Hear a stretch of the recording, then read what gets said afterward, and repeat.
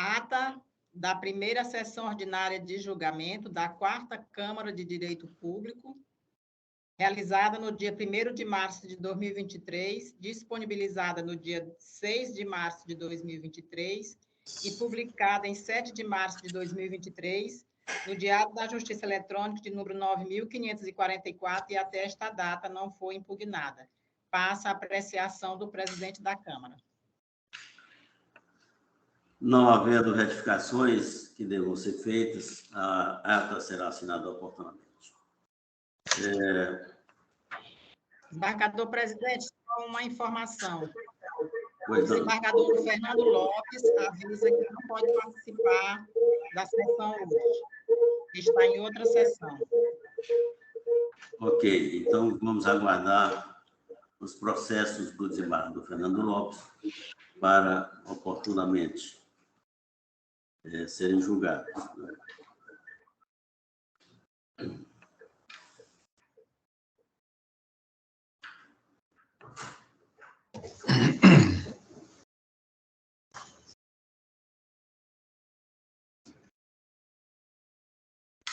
Vamos anunciar, então, o primeiro processo de relatoria do doutor Francisco Gomes da Costa Neto, processo de número 08-12-057, apelação civil.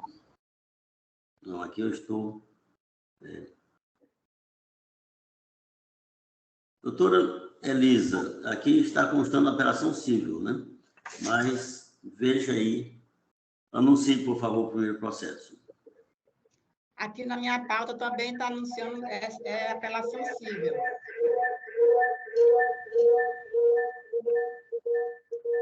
Alguém está com o microfone ligado, vamos ver, está dando uma microfonia?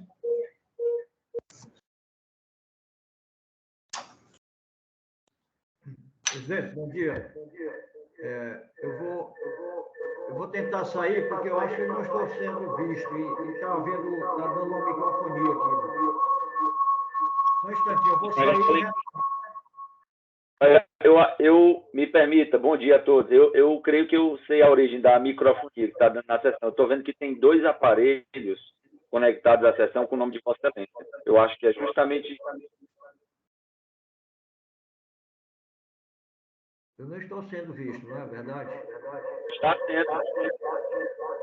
É porque tem, na verdade, três usuários conectados com o nome de Vossa Excelência na sessão. Aí, por isso, a microfonia. É melhor que eu saia e tente, né? É melhor... Ó, tá vendo? Eu vou sair, viu?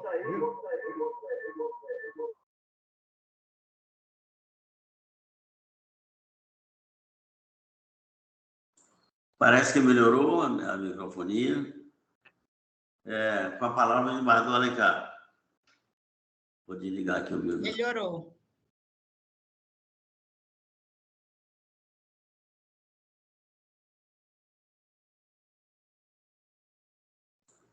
Desembargador Alencar está nos ouvindo? Vossa Excelência quer falar. Aí, de novo.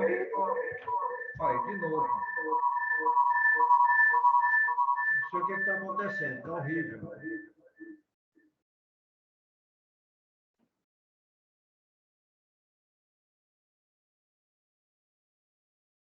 Nem ativo a minha câmera. Desembargador, vem cá. Vossa Excelência permite, presidente? Palavra, doutor Marcelo. Obrigado, presidente. Eu estou observando aqui na sessão todos os participantes aqui da sessão virtual. Tem Vossa Excelência está o usuário que está com a imagem aqui projetada, está aqui, desembargador Alencar. E ao lado, sem a imagem, com a câmera desligada, tem lá, gabinete desembargador Alencar. Tá? Então, quando Vossa Excelência fala, o outro usuário, aí é como se estivesse projetando essa microfonia. Tem 2 aparelhos referentes a Vossa Excelência aqui conectados na sessão.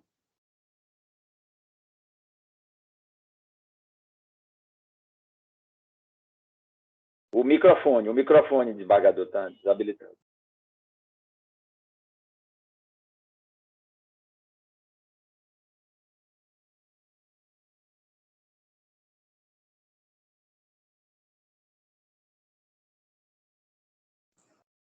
Aqui, ó. Estou sendo ouvido? Magistrado? Sim, mas continua a microfonia. Não, continua. Agora eu não sei como fazer essa correção, Marcelo. Eu estou vendo aqui, ó. Eu vou ver, pessoas. Abra aqui, pessoas. Deixa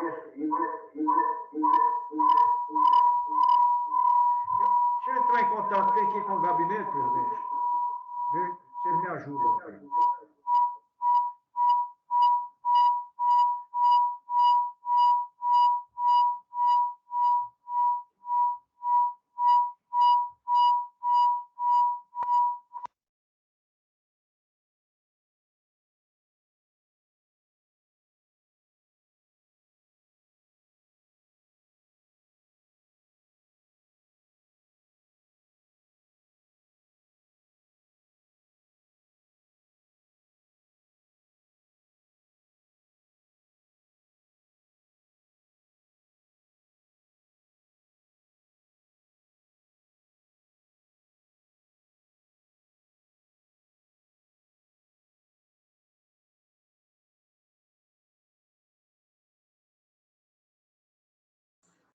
Vamos testar novamente. Será que já dispomos?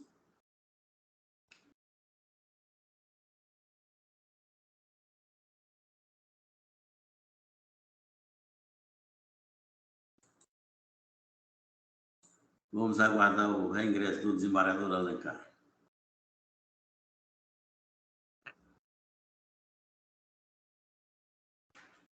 Desembargador Oliveira, presidente, bom dia.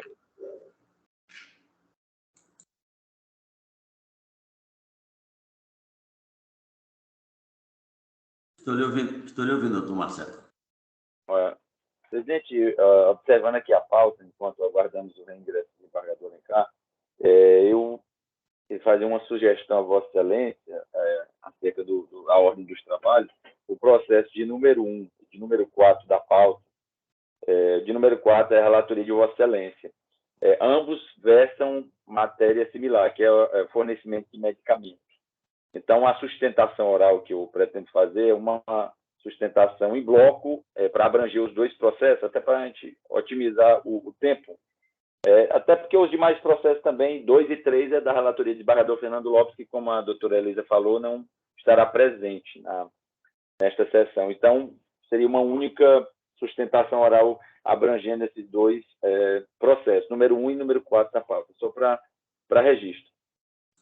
De pleno acordo, doutor Marcelo, no momento oportuno, Vossa Excelência terá a palavra para ambos os processos. Obrigado, presidente.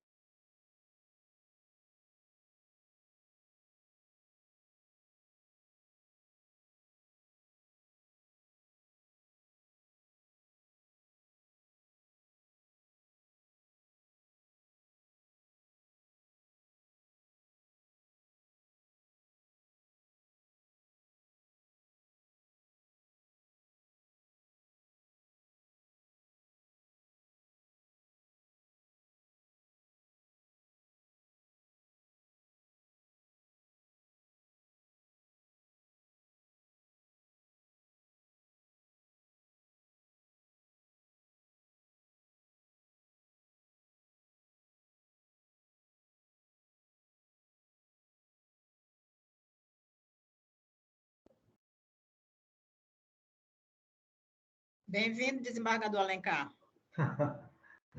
Agora deu certo, né? Agora deu certo. Ótimo. Doutor Olívio, eu não tenho processo na pauta, não. Viu, desembargador Oliveira? Sim. Tem não. Ok, desembargador Alencar. Agora, regular o seu som. Vamos começar. A doutora Elisa apregou o processo, primeiro processo da pauta, de relatoria do doutor Costa Neto. Comigo?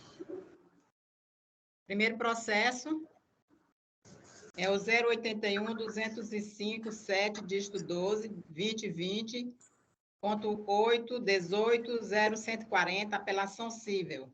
Origem Teresina, primeira vara dos feitos da Fazenda Pública, apelante Estado do Piauí, Procuradoria-Geral do Estado do Piauí, apelada Francisca Dias de Souza Cavalcante, defensor público Nelson Nery Costa, relator juiz convocado doutor Francisco Gomes da Costa Neto.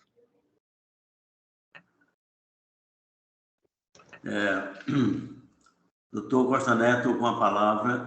Aliás, vamos passar a primeira palavra ao doutor Marcelo. Marcelo Sequef, que fará a sustentação oral com referência a esse processo e ao último da pauta, que versam da mesma matéria. Com a palavra, doutor Marcelo. Obrigado, presidente. Quero cumprimentá-los inicialmente, desejando um bom dia, bom trabalho, presidente desembargador Oliveira, cumprimentar o eminente desembargador Alencar, doutor Costa Neto, de excelência, cumprimentar nossa ilustre procuradora de justiça, doutora Terezinha de Jesus, satisfação, excelência, doutora Elisa, hoje aqui, secretariando os trabalhos da Quarta Câmara e substituindo, e muito bem, a doutora Isabel, aqui na Quarta Câmara. Bom dia, doutora, e demais presentes a esta sessão virtual. Tanto o processo de número 1 como de número 4 da pauta, desembargador Alencar dizia, eu, enquanto Vossa Excelência estava aí se reconectando à sessão, versam sobre a pretensão de fornecimento de medicamentos, né, proposta em favor do Estado. E a matéria é por demais conhecida, a verdade, da Quarta Câmara, por ser a Câmara com a competência aí privativa para conhecer, processar e julgar essas demandas que são aí corriqueiramente propostas no Judiciário Estadual. Pois bem, no caso do processo de número 1 da pauta, foi uma ação ordinária, ajuizada com o objetivo de a parte autora, que é a senhora Francisca Dias de Souza Cavalcante, de obter o fornecimento do fármaco omalizumab, né, nome fantasia, Xolair, para tratar a urticária crônica espontânea. Pois bem, o que me traz a discussão, a trazer novamente essa matéria aqui, senhor presidente, desembargador Oliveira, é o fato de que a Câmara passou por uma mudança de composição desde dezembro de 2022, né, agora essa matéria está vindo pela primeira vez nesse ano de 2023 na pauta presencial, doutor Costa Neto, neste ano de 2023, a primeira vez, né, certo que nas sessões virtuais vem sendo julgada essa matéria, mas é a oportunidade que tenho para renovar os argumentos do Estado perante uma nova composição.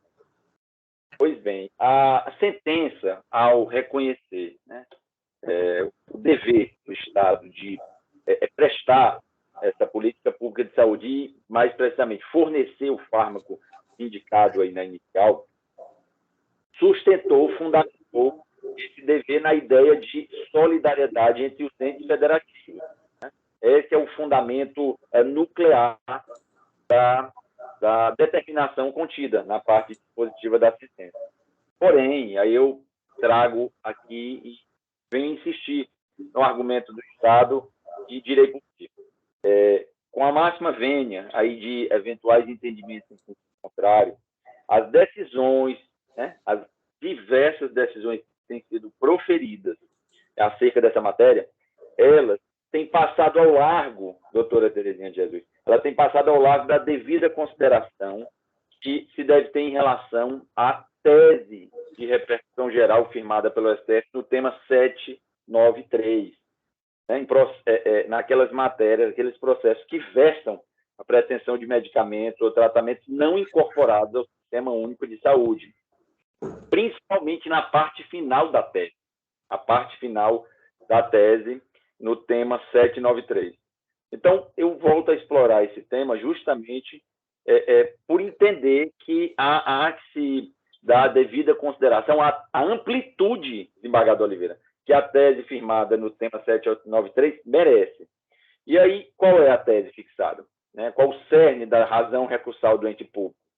É justamente a necessidade de a União Federal compor o polo passivo. E aqui estou falando aqui em litisconsórcio passivo necessário. Porque diz a tese fixada no tema 793, doutor Costa Neto. Os entes da federação, em decorrência da competência comum, são solidariamente responsáveis nas demandas prestacionais na área de saúde e, diante dos critérios constitucionais de descentralização e hierarquização, aí a parte final, que eu chamo a atenção, compete à autoridade judicial direcionar o cumprimento conforme as regras de repartição de competência, determinar o ressarcimento a quem suportou o ônus financeiro. É a tese fixada pela STF no RE Leading Case 855.178, que ficou afetada ao tema 793. E, portanto, senhores julgadores, em que pese reconhecida e reafirmada a solidariedade entre os entes públicos no que tange ao dever de fornecer fármacos, de uma forma geral, de prestar a política pública de saúde, não se pode aplicar essa tese de modo recortado, de modo fatiado. Esse é o ponto que eu tenho explorado muito. Ou seja, aplicar apenas a primeira parte, que fala na solidariedade. E a parte final da tese que lhe apoia, que diz que compete à autoridade judicial o redirecionamento do cumprimento conforme as regras de repartição.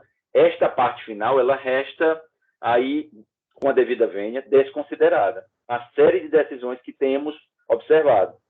Afirmo isso pelo fato de que, sistematicamente, a parte final dessa tese, ela parece que não vem sendo dada a devida consideração que ela merece. E eu chamo a atenção para o que vinha sustentando, né, perante esta colenda da quarta Câmara, né, ainda com a composição do desembargador Ivo, desembargador Otto, e aqui desembargador Alencar, não apenas no caso de medicamentos não registrados na Anvisa, porque aí é inconteste que a competência da Justiça Federal existe uma tese fixada em sede de recurso especial repetitivo. Isso é pacífico, medicamento não registrado na Anvisa. Mas também no caso de medicamento em que pese registrado na Anvisa, porém não está incluso nas listas oficiais de dispensação pelo SUS, igualmente a União compor o polo passivo e, com isso, o processo ser deslocado à Justiça Federal. Então, quando se reconhece a solidariedade, desembargador Oliveira, quando se reconhece a solidariedade dos entes públicos quanto a esse dever, está se preservando uma garantia, uma facilitação ao cidadão que precisa do fármaco. Porém, não se confere, a partir desse reconhecimento da solidariedade, uma liberdade absoluta no sentido de escolher o cidadão qual justiça ele vai litigar para requerer o fornecimento do fármaco. Então, tendo em vista a clareza mesma da redação constante na parte final da tese, no tema 793, há um verdadeiro dever judicial ao dizer, parte final, compete à autoridade judicial direcionar o cumprimento. É esse direcionar o cumprimento que não temos visto nas decisões judiciais. E essa é a razão pela qual a vice-presidência, tanto da gestão anterior como da que se inicia, tanto o desembargador Eufrásio como o desembargador agora, Manuel de Souza Dourado, quando aprecia os recursos extraordinários interpostos pelo Estado, né, por ocasião do juízo de admissibilidade, suscita o conflito, né, ele diz em tese, né, ele fala sempre em tese, que é o correto, em tese, há um conflito dos acórdãos proferidos seja pelo Pleno, que ainda há acórdãos do Pleno, ainda antes da alteração regimental que tornou privativa a matéria de saúde pública a quarta Câmara, quanto os acórdãos da quarta Câmara conflitam com a tese do tema 793 por não ser aplicada em sua inteireza, em sua integralidade, notadamente na parte que fala do redirecionamento pela autoridade judicial do cumprimento da obrigação de fármacos. Eu tenho aqui alguns algumas decisões da vice-presidência, agora de novembro de 2022, desembargador Eufrásio, mandando de volta para o órgão julgador para analisar, que é o caso de eventual juízo de retratação. E agora, de 11 de janeiro de 2023, desembargador Dourado, vice-presidente, suscitando também esse conflito, pelo menos em tese, né, nas palavras da vice-presidência. Então, eu sustento haver esse dever de pronúncia da autoridade judicial em relação ao direcionamento, senhor presidente, com base também em dezenas de julgados do STF, que após a fixação da tese no tema 793, reafirmou o devido alcance que se deve ter em relação a esse precedente qualificado. Então, em 22 de março de 2022, doutor Costa Neto, a primeira turma do STF reafirmou a tese fixada no tema 793 e foi categórica, impôs a necessidade de litisconsórcio passivo necessário com a União no polo passivo, portanto, reconhecendo a competência em consequência da Justiça Federal nos seguintes casos. Medicamentos não padronizados no SUS, é o caso desse processo, e também é o de número 4. Outro item, medicamentos oncológicos e medicamentos padronizados no SUS, mas de competência da União. Apenas para ilustrar aqui, agravo regimental na reclamação 50.481, originária do Estado de Mato Grosso do Sul, em que isso foi publicado no Diário de Justiça Eletrônica 23 de maio de 2022. Disse o seguinte, o STF. Constitucional ao processo civil agravo interno em reclamação indevida aplicação do tema 793 na repercussão geral pelo juízo da origem. Ônus obrigacional a ser suportado pela União, necessidade de sua inclusão no polo passivo. STF falou há um ano, foi em março de 2022, estamos em março de 2023. Disse o STF na ementa, nos tópicos que interessam, a solidariedade atribuída a todos os entes não pode significar a possibilidade absoluta de atropelo por ordens judiciais da estrutura fixada essencialmente a partir da lógica hierarquizada e sistematizada das ações e serviços públicos de saúde. A interpretação do tema 793 deve considerar a existência de solidariedade entre todos os entes em caso de competência comum, mas deve observar o direcionamento necessário da demanda judicial ao ente responsável pela prestação específica pretendida, permitindo-se que o cumprimento seja direto e eventual ressarcimento eficaz. E aí a parte que eu acho mais emblemática, que é a seguinte. Nesses casos, quando identifica-se a responsabilidade direta da União pelo fornecimento do fármaco ou pelo tratamento pretendido nos termos da Lei 8.080 de 90, sua inclusão no polo passivo da demanda é medida necessária a ser providenciada pelo juiz da causa, evitando-se o descompasso entre a previsão orçamentária e a concretização das despesas na área de saúde. E aí o STF diz, da mesma forma, quando se objetivar a incorporação, a exclusão, a alteração pelo SUS de novos medicamentos, produtos e procedimentos, bem como a constituição, a alteração de protocolo clínico ou diretriz terapêutica, as quais são atribuições do Ministério da Saúde, a inclusão da União também se fará necessária. E aí, em abril de 2022, um mês depois, o STF novamente foi instado a se pronunciar sobre a matéria e reafirmou, em sede de reclamação, 49.918, agravo regimental, com embate de declaração, o seguinte, equívoco na aplicação de sistemática de repercussão geral na origem, medicamento ou tratamento não padronizado incluído em políticas públicas implementadas pelo SUS. Necessidade que a União compor o polo passivo da ação obrigacional. Relatora ministra Carmen Lúcia, primeira turma, julgado em 27 de abril de 2022. Então, esse entendimento, em sede de reafirmação da jurisprudência posterior à fixação da tese, que dá o devido alcance, né, em que situações deve a União compor o polo passivo, e mais, dizendo que os juízos de origem, né, quando chegam essas reclamações, esses RS, que eles não estão aplicando a parte final da tese fixada no tema 793, isso tem sido revisto. E não é à toa que a vice-presidência Teixeira Grande do Tribunal de Justiça, senhor presidente Desembargador Oliveira, tem suscitado o conflito. O conflito pela não aplicação da integralidade da tese, pelo fato de sua aplicação fatiada. Me permitam, assim, me expressar com todas as vênias a entendimentos em sentido contrário. Então, eu finalizo com o raciocínio de que as decisões do Superior Tribunal de Justiça que vêm ou que vinham dando um alcance restrito ao tema 793, proclamando ser competente a Justiça Estadual, têm sido revistas em sede de RS interpostos em fase de conflito de competência. O conflito chega, Justiça Federal, Justiça Estadual, aí vai para o STJ. Conflito de competência. O STJ proclama competente o juízo estadual. Aí vem o RE do ente público para que se reconheça a competência da Justiça Federal, em que o STF diz, aqui eu vou pegar exemplificativamente, o RE 1.389.714, ministro Ricardo Lewandowski, 30 de junho de 2022, há menos de um ano. Então, diz o ministro Ricardo Lewandowski, assim, ao determinar a inclusão da União no polo passivo da demanda com a consequente remessa dos autos à Justiça Federal, a juíza de direito seguiu orientação consolidada no tema 793.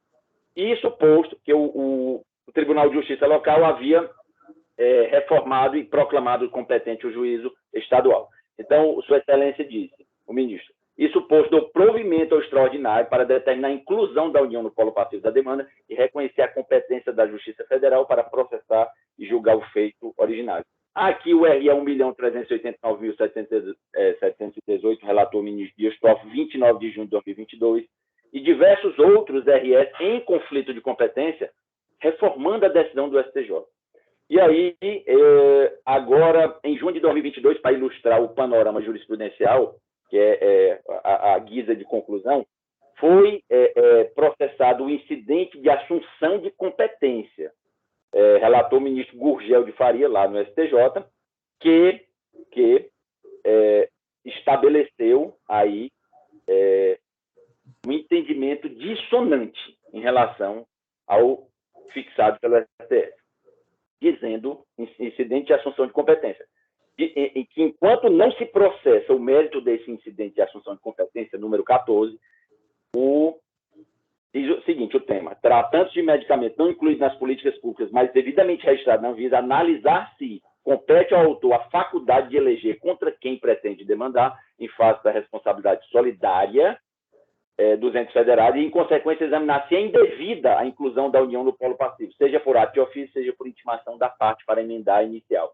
Porém, após a instauração desse IAC 14, o Supremo veio e reafirmou, já à luz do IAC 14, que a solidariedade não permite tumultuar a repartição de competência do SUS, reiterando que, no caso de medicamento não padronizado, que é o caso desse processo, a competência para conhecer e julgar o processo é da Justiça Federal pela imprescindibilidade de a União compor o polo passivo. E aí eu já digo uma decisão posterior a esse IAC 14, que é a reclamação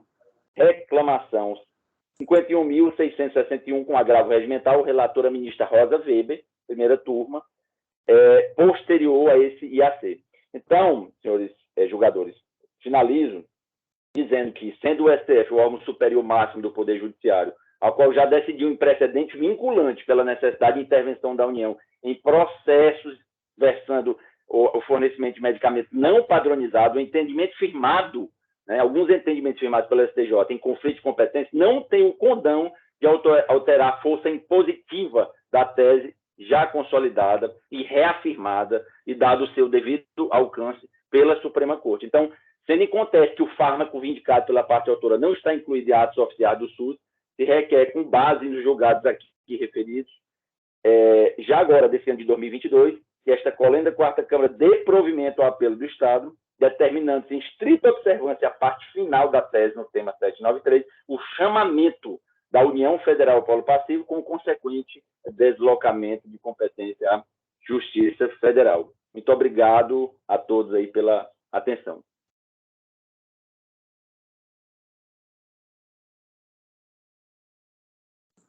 Ok. Obrigado, doutor Marcelo.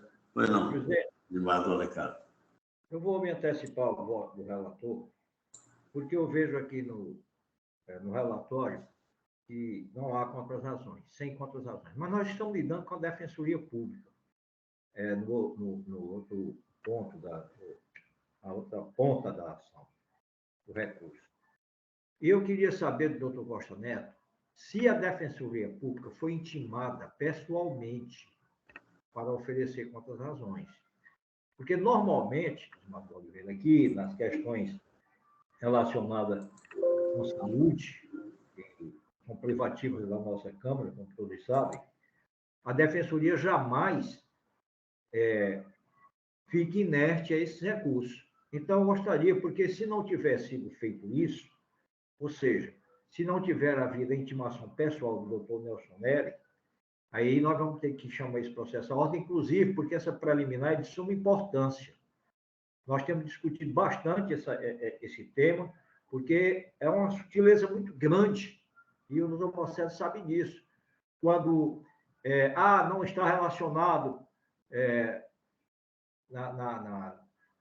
lá no SUS, como é que se dá o nome lá no SUS? Né? Enfim, o doutor Marcelo disse aí. Então, nós temos muitas dúvidas com relação a isso. Então, eu gostaria que o relator me prestasse essa informação. Por favor. Eu acho que o doutor Costa Neto está me ouvindo, não?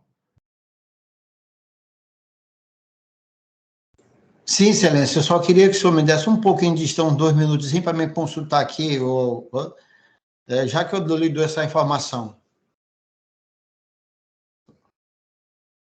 Fazendo aqui uma consulta no...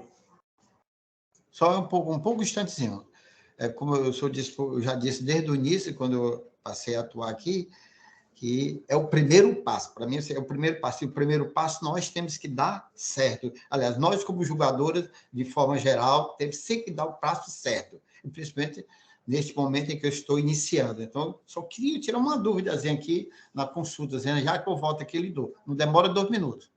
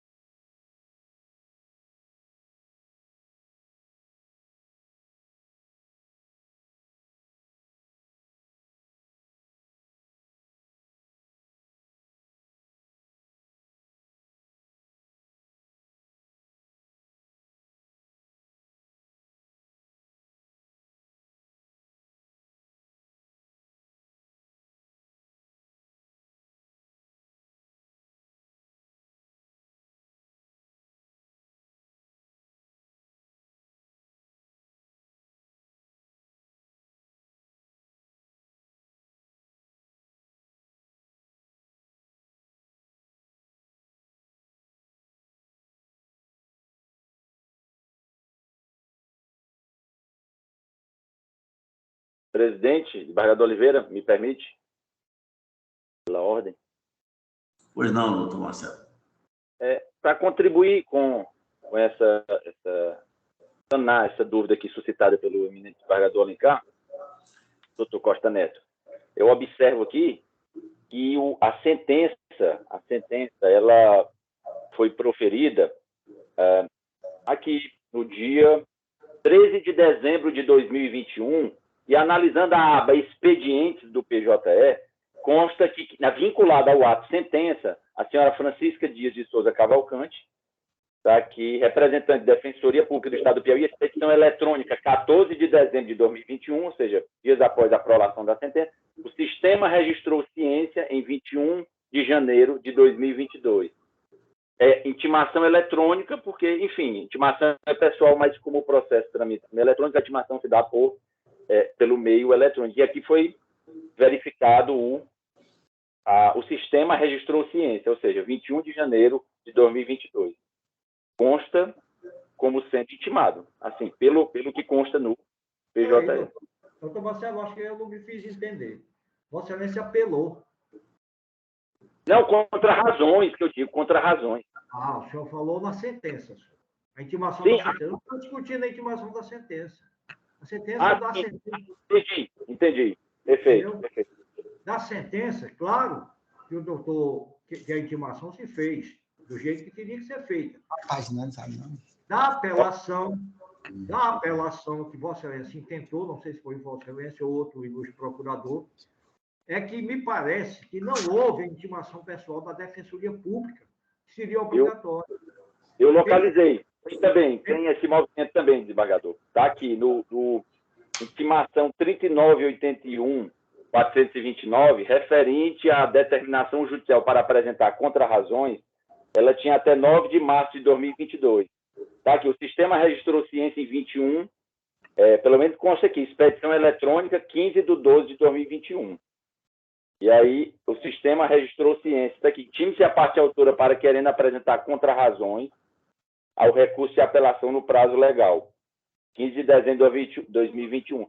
E não consta nenhuma peça processual referente ao recurso do Estado. Sim, tudo bem. Agora resta saber se essa intimação foi pessoal, se encaminhar os autos lá para a Defensoria Pública. Não, na verdade, não há encaminhamento, né, de autos, porque não é o físico. Não, claro, não é o físico. Eu digo encaminhamento no sentido de se... Perfeito. Né? Perfeito. Doutor Marcelo, eu confio muito não só no trabalho de Vossa Excelência, mas também nesse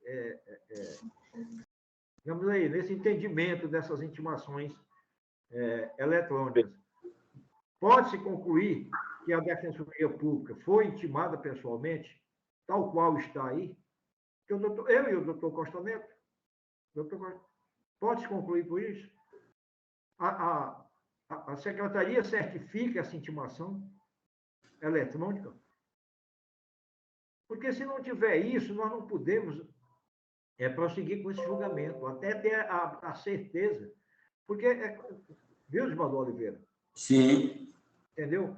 A Defensoria Pública, eu falo assim especificamente do Osvaldo Oliveira e do doutor Costa Neto, porque eles estão chegando numa Câmara que é privativa dessa matéria, certo?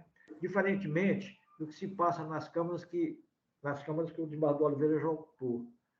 Aqui, a regra é a Defensoria Pública sempre está prestando, né, esse serviço extremamente relevante para as pessoas necessitadas. E a Defensoria nunca falha, até onde eu acompanho, né, não me lembro de ter havido, da Defensoria ter caído inerte, né, a isso, na verdade, assim como a Procuradoria do Estado. Então, nós temos que verificar isso aí, porque essa preliminar ela tem que passar pelo crivo da Defensoria Pública. Eu tenho certeza que a Defensoria não iria, né, deixar isso passar em Alves, não. Nós temos que ter essa certeza aí. Dá para verificar isso, doutor Marcelo? Dá para verificar aqui, debaixo do Alencar, é que não há certidão da Secretaria dizendo assim, certifique que a parte autora, que transcorreu em Alves o prazo para a parte autora apresentar contrarrazões. Mas há aqui vários movimentos no PJE. Decorrido o prazo de Francisca Dias de Souza Cavalcante em 11 de fevereiro de 2022, ou seja, 2 meses depois da interposição do apelo do Estado. Tem aqui vários movimentos, decorrido em 10 de março. Em 10 de março. Então, é sugestivo de que esse movimento no PJE é referente ao prazo e que dispunha, porque há expedição eletrônica nos autos da intimação para a parte autora interpor, apresentar suas contrarrazões. Eu estou de acordo. Agora, eu não concordo é que não haja uma certidão. Sim. Se levado a entender, presidente, e doutor Costa Neto, doutora Terezinha, que dera-se essa intimação para as contrarrazões. Mas é necessário que haja certidão. No mínimo, até onde eu penso, e essa questão de ordem eu suscito agora, presidente, a Secretaria vai ter que certificar se a Defensoria Pública for intimada na forma da lei, de modo a se consignar que essa intimação foi como também, obviamente, manda a lei, para que não haja a possibilidade de, posteriormente, se anular esse julgamento.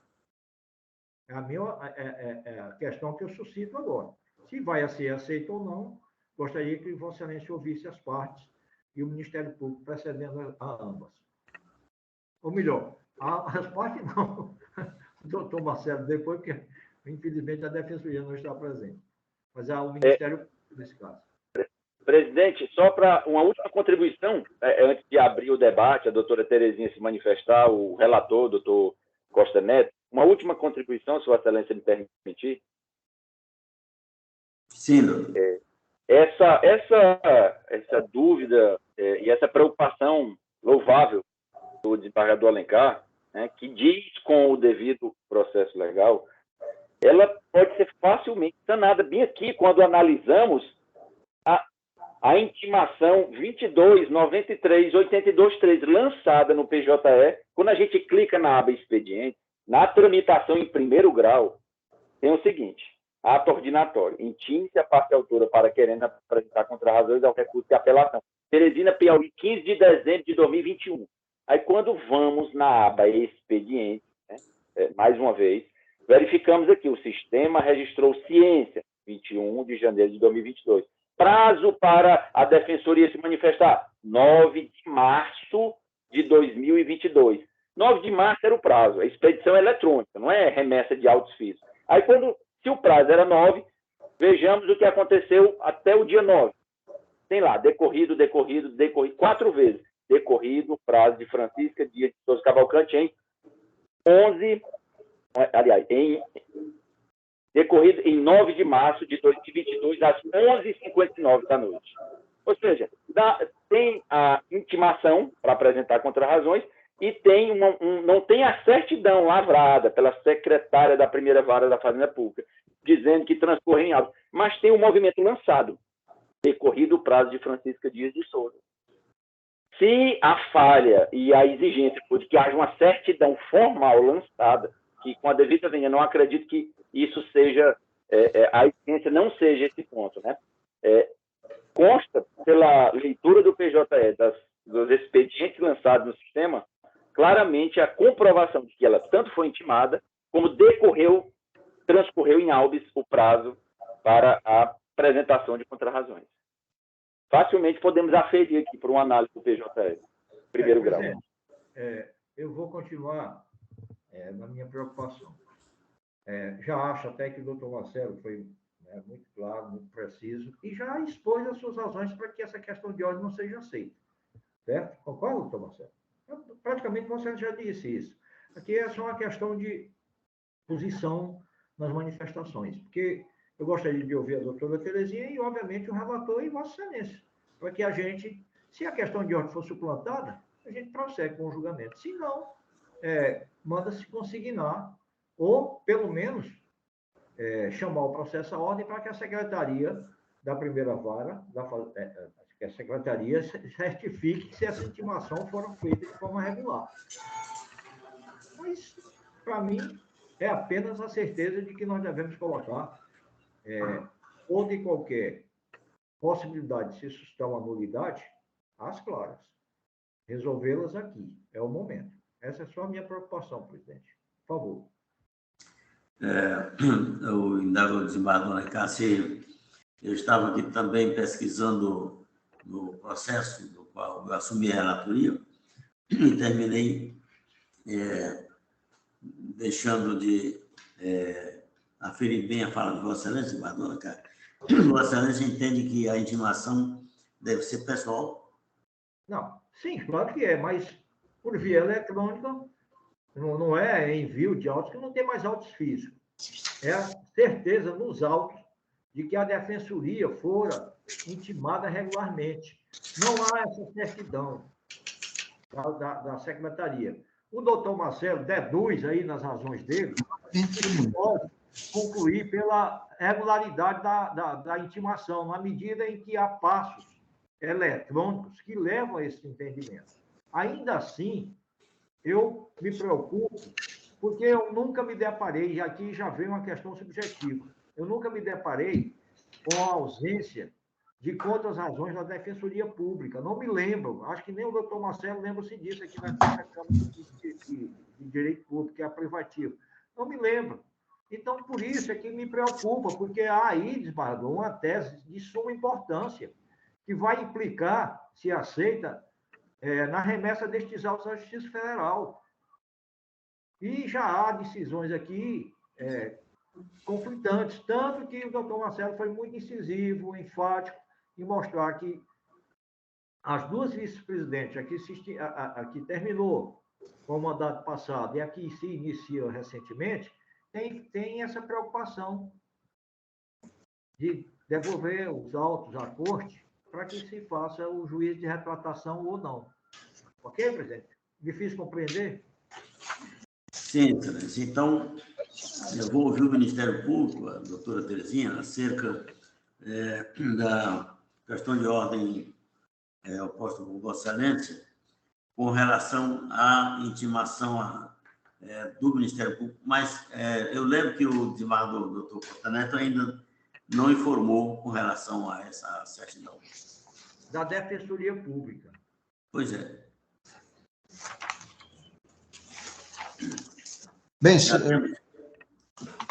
já temos informação, doutor Costa Neto? sim. Então, Excelência, aqui fazendo a consulta, nós concluímos que um processo eletrônico, as intimações pessoais ocorreram por meio eletrônico, razão pela qual está em consonância com o artigo 5º, parágrafo 6º e 9º e parágrafo 1º da Lei 11.419 de 2006.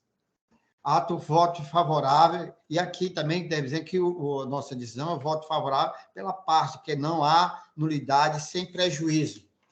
E também tem... Doutor Costa, é apenas para saber com relação à intimação da Defensoria Pública.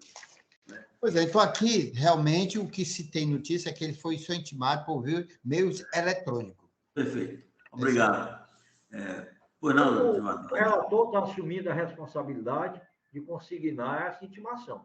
Então, eu passo ao lado dessa questão, mas quero dizer que, doutor Costa Neto, eu nunca me deparei com essa situação aqui, que seria, não é, uma preocupação minha, e gostaria que a gente entendesse a minha posição, porque podemos ter, posteriormente, pode até não acontecer, mas pode também acontecer que se suscite uma nulidade desse julgamento. Mas tudo bem. Podemos prosseguir, acho que o Ministério Público não foi ouvido, desembargador Oliveira. Teria que ser antes do relator, o relator já se manifestou, ainda assim eu gostaria de ouvir a doutora Terezinha. Acerca dessa questão de ordem, se a doutora Terezinha Perfeito. também entende que... Com a palavra a doutora Terezinha Marques. Bom dia a todos. Eu vejo que é uma questão altamente complexa, essa, entendeu? Porque são inúmeros os casos que vão ao judiciário, e geralmente, entendeu? Em razão da urgência que a questão requer, fornecimento do medicamento. Mas que sempre este tribunal, entendeu? Ele tem se posicionado no sentido de prevalência da solidariedade dos entes públicos. Quer dizer, a pessoa que necessita do benefício pode acionar a União, o Estado e o município. Então agora o tema sempre...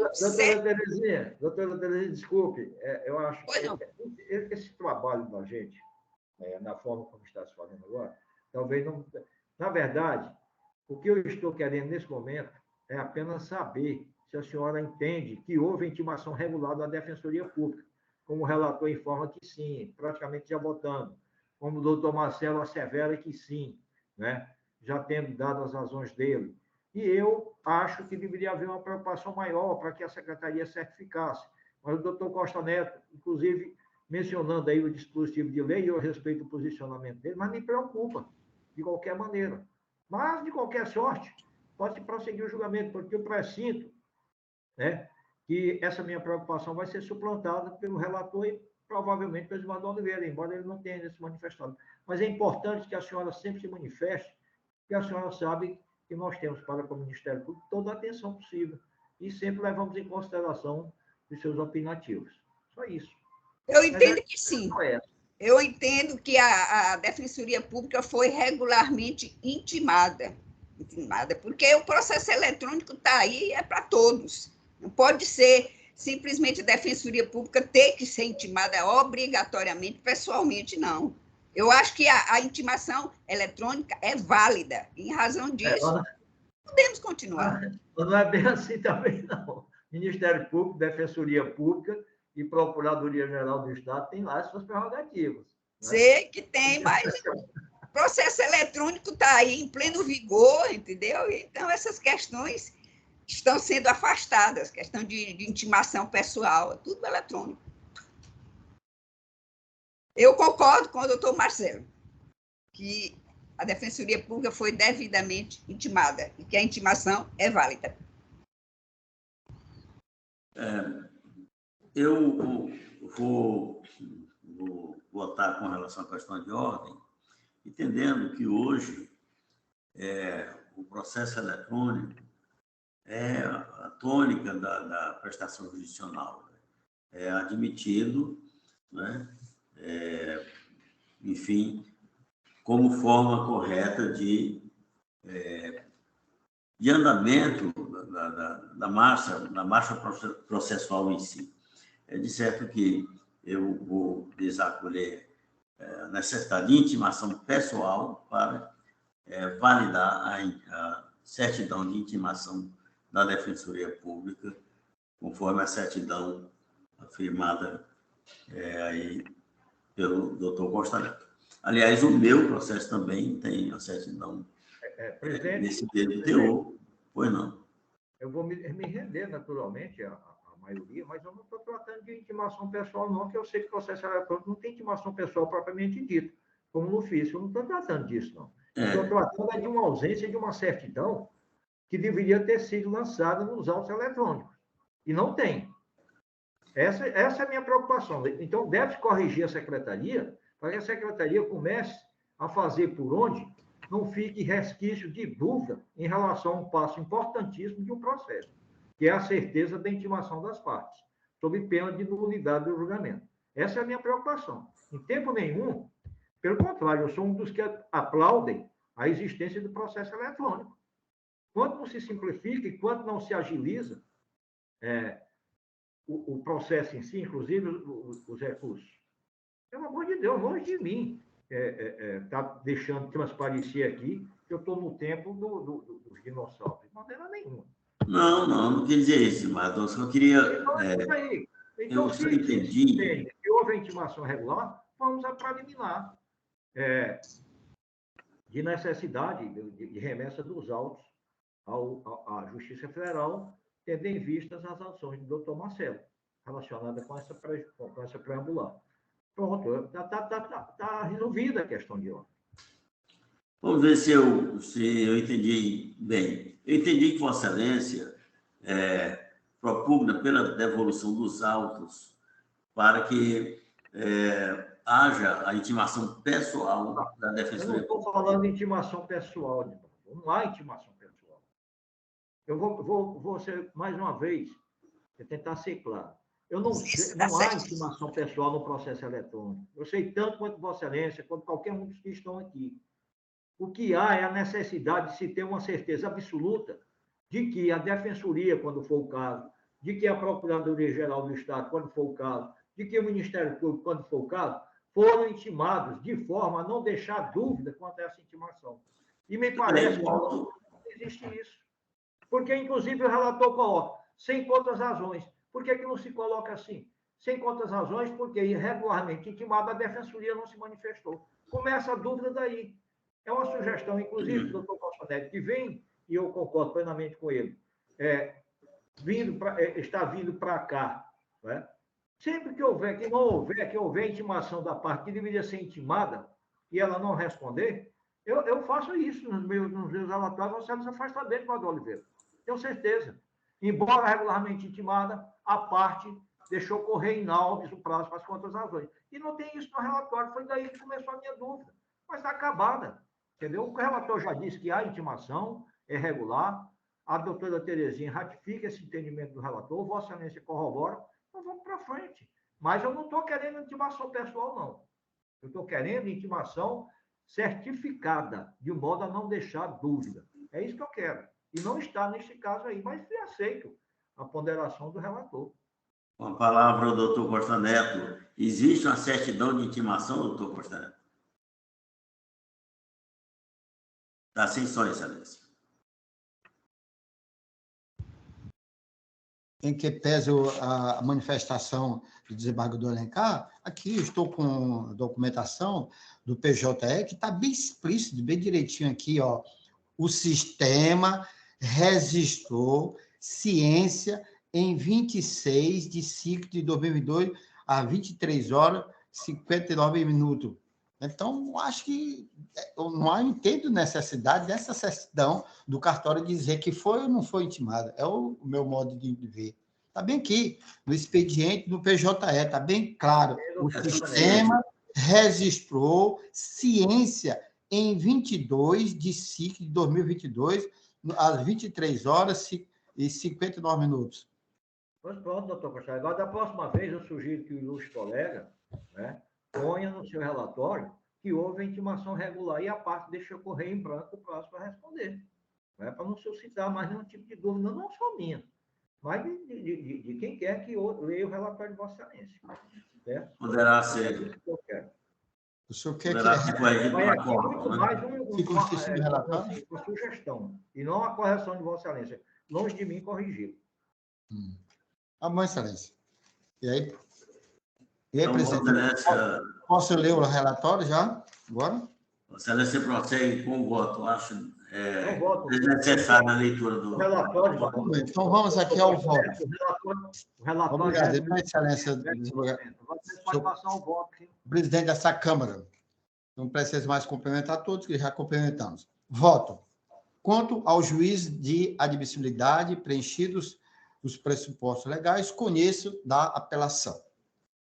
Quanto à apremiedade acerca da necessidade de intervenção do Estado, competência da Justiça Federal, passo a analisá-la. O Estado do Piauí, preliminarmente, suscita a competência da Justiça Federal para julgar esta lide, sob o argumento da necessidade obrigatória da União em compor o polo passivo da demanda em razão do medicamento não estar incorporado aos atos normativos do Sistema Único de Saúde.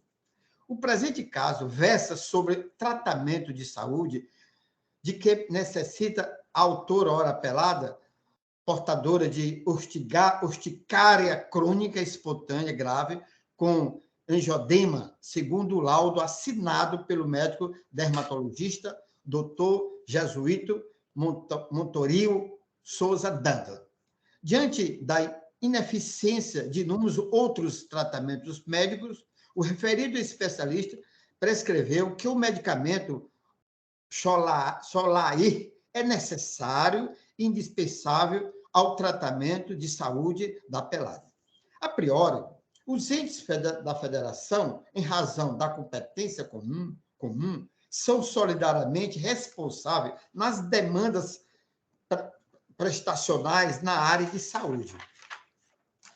Por conseguinte, pode figurar de forma isolada ou conjunta no polo passivo. O referido entendimento é ratificado na súmula 02 dessa Igreja Curso. Ou seja, o Estado e os municípios respondem solidariamente pelo fornecimento de medicamento para tratamento de saúde das pessoas necessitadas, na forma da lei, podendo ser acionadas em juízo, em conjunto ou isoladamente.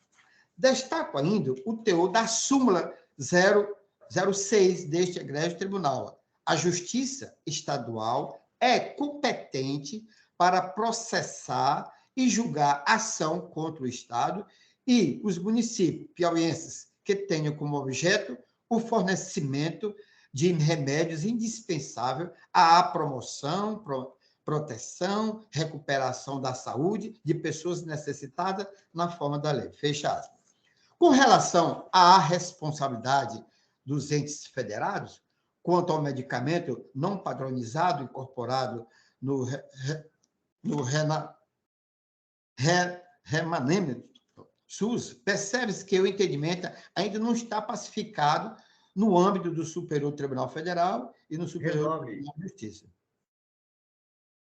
E, segundo a jurisprudência do Superior Tribunal de Justiça, em relação que se pretende ao fornecimento do medicamento registrado na Anvisa, ainda que não tenha incorporado em atos normativos do Sistema Único de Saúde, é indispensável a inclusão da União no polo passivo da demanda. Na fundamentação do julgado do Superior Tribunal de Justiça, mencionou a decisão do Superior Tribunal Federal, proferida no tema 793.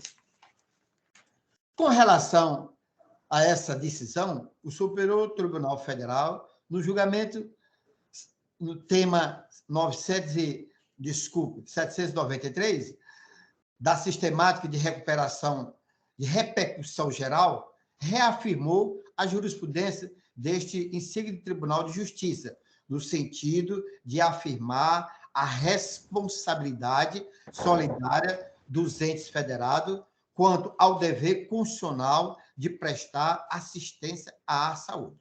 Portanto, verifique-se que, na tese fixada, não há comando que determine a obrigatória integração da União no polo passivo das ações que postule o fornecimento de medicamento e tratamento não incorporados nos atos normativos do SUS.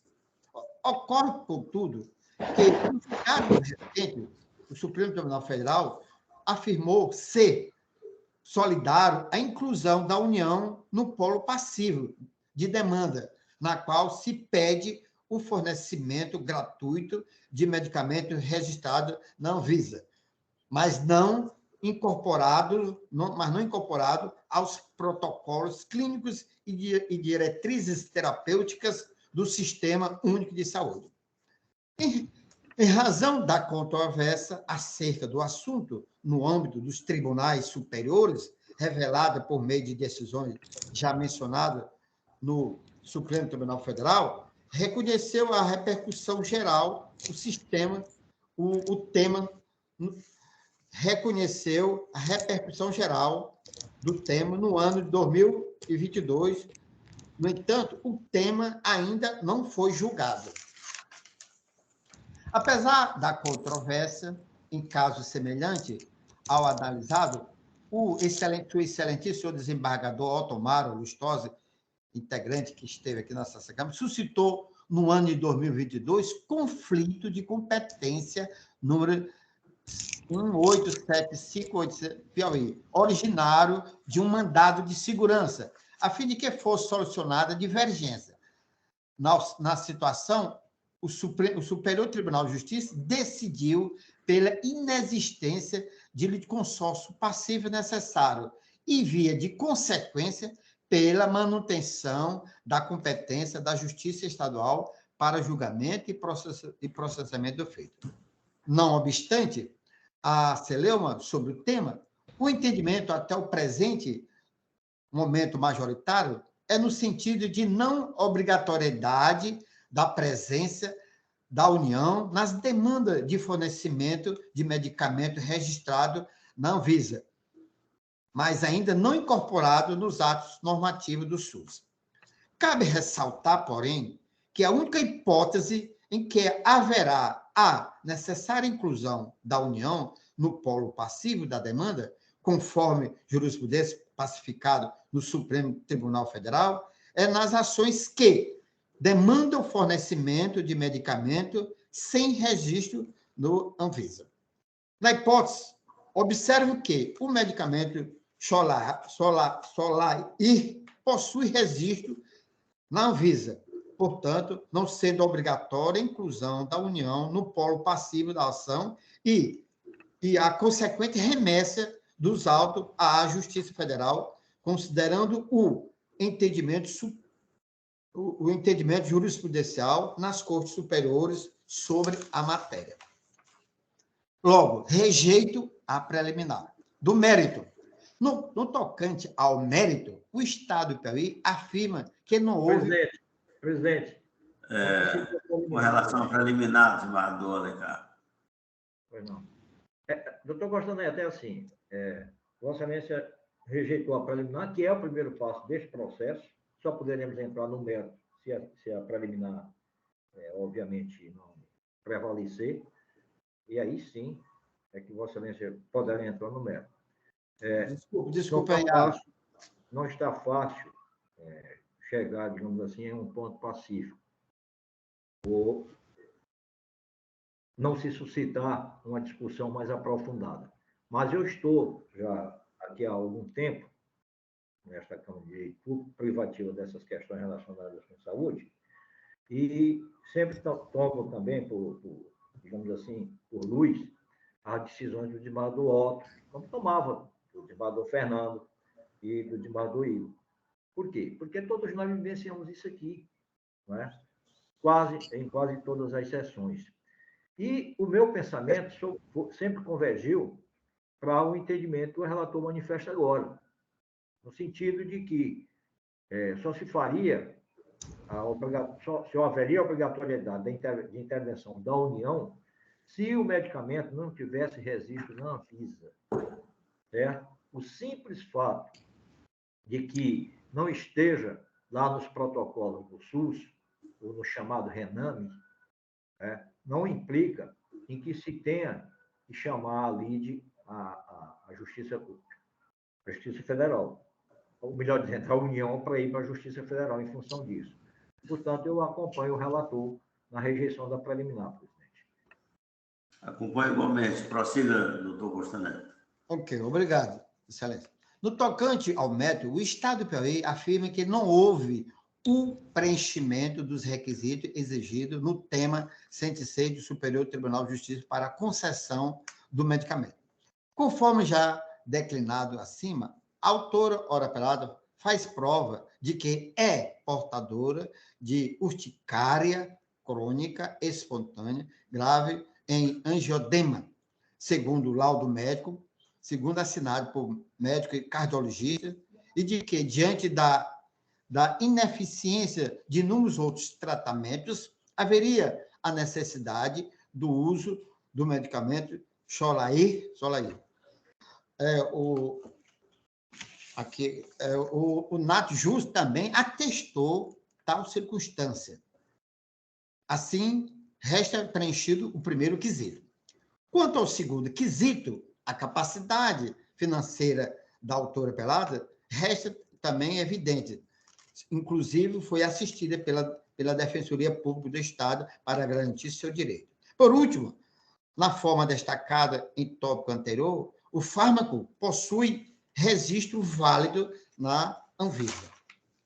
Ante o exposto, não preenche as alegações declinadas no recurso interposto pelo Estado do Piauí, o quanto basta. Dispositivo. Com estes fundamentos e em consonância com o parecer ministerial, rejeito a preliminar de incompetência da Justiça Estadual e julgo improcedente o método.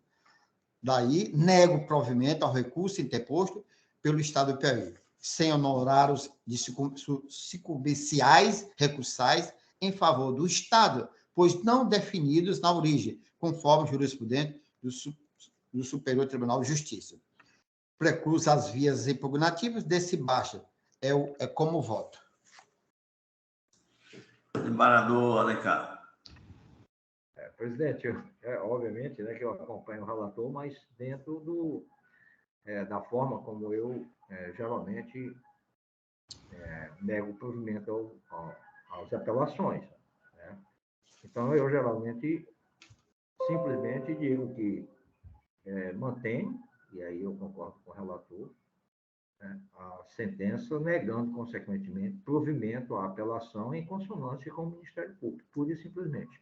Esse é o meu voto, né, para simplificar a decisão aqui da Corte a partir do meu entendimento, respeitando o relator, que não erra, mas só que existem algumas, né, passagens do voto socialense, né, que são próprias, e aí é ainda o hábito dele em relação ao primeiro grau, são próprias das decisões lá na instância primeira da Justiça. Eu voto pelo improvimento do recurso também. Eu vou acompanhar o relator com os adendos do desembargador Alencar. E registre a senhora secretária que houve conhecimento e improvimento do recurso por unanimidade. Em consonância com o parecer ministerial. Sim. Obrigado, em consonância com o parecer ministerial. Eu estou examinando aqui o meu voto e percebi uma inconsistência Isso eu vou apenas adiar. Eu indago a doutora Elisa se o desembargador Fernando não vai poder participar. Doutora Elisa.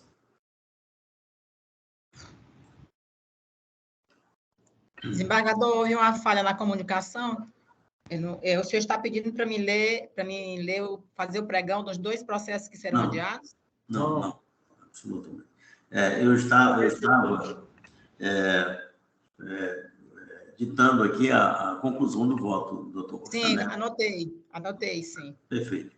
Não, é apenas para saber se o desembargador realmente não vai participar, desembargador Fernando Lopes. Ele está ainda em sessão. Perfeito. Nesse caso, só teria mais um processo que estou adiando, então não temos mais processos, de modo que declaro encerrada a sessão. É adiado, desembargador? Desculpe. O seu processo vai ser adiado? Sim, somente adiado. Então, declaro encerrada a sessão e gostaria, como costuma o desembargador Alencar, quando preside a 4ª Câmara Civil, de passar a palavra aqui, desta feita aos homens, né? E, primeiramente, a Sua Excelência, o desembargador Alencar, não sei se o doutor Marcelo ainda se encontra presente também, para uma manifestação aqui no encerramento, até mencionando que hoje é o Dia Internacional da Mulher, desembargador Alencar. Parou a gravação, né, doutora Elisa, né? Desculpe, eu até tinha... Parou a gravação? Eu posso encerrar a gravação? Pode. Sim. Pode, nesse momento. Vou encerrar, então.